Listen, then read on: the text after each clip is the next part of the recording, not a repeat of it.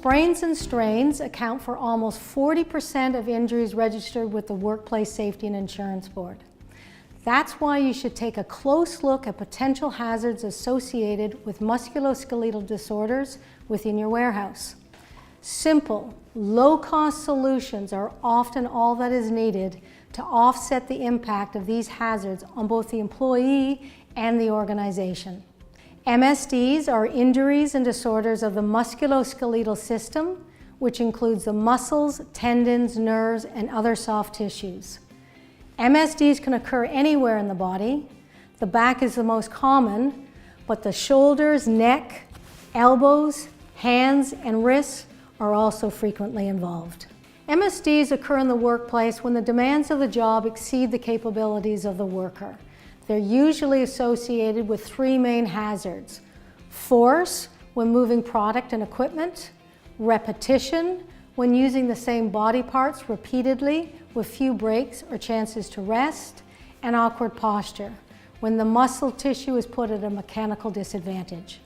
One of these hazards alone may not result in an injury, but the combined effect can create the perfect storm for a soft tissue injury. In a warehouse, we often see these hazards at play with substandard conditions, poor lifting techniques, and habits that threaten the soft tissues over time.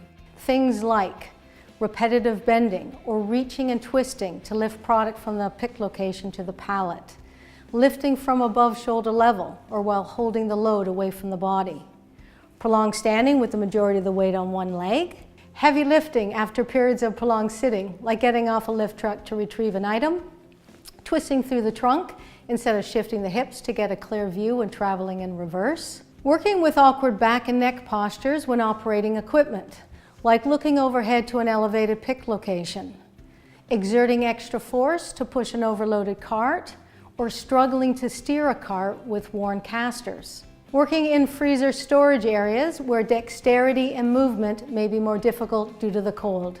Fortunately, many of these hazards can be managed with a few key steps. Provide training on MSD hazards and safe lifting techniques for both staff and supervisors. This will help increase awareness of why it's important to use good body mechanics and proper techniques. Involve employees when identifying and controlling MSD hazards. Employees doing the job often know what causes them the most pain and discomfort. Raise heavier items up off the floor with another pallet or two, or by adding an adjustable lift table so lifting can be done in a more neutral posture. Verify that you're using the appropriate equipment for the task and that it's maintained regularly. When possible, speak to suppliers to provide options for box size and weight. Provide pull sticks for smaller items on the second level of racking to reduce extended reaching. Know which heavy or awkward items require a two-person lift and promote a culture that rewards supportive behavior. MSD hazards pose a significant threat to warehouse staff. Having just one person off work with a back injury could have a significant impact on your operation. You could run into scheduling issues with other team members who have to backfill. Or you could run into challenges with respect to reintegration, because once an MSD has occurred, the chance of reoccurrence is higher.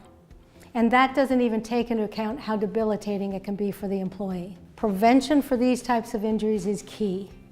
I've outlined a few of the things that companies and employees can do to recognize and reduce hazards of MSDs.